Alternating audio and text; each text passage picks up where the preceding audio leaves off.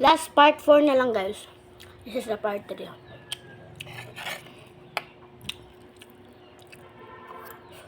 Ito. Ayan. Wow. Na-miss ko yung mga pinsan ko. Sana makita ito ni Cheska. Si Cheska, si Roosevelt, si Jade, at si Ate May. Kawawa kasi ako dito eh. Ako lang mag-isa. Kasi yung pinsan kong lalaki pupunta dun sila ng siyang mama. Ako lang mag-isa. Ay, cellphone lang ako. Para yung phone hindi akin. Ay, sa akin.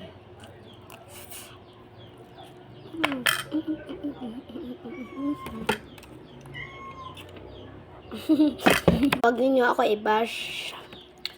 Kasi kahit anong ulam, masarap naman eh. Pinagpapawisan ako. So, comment for part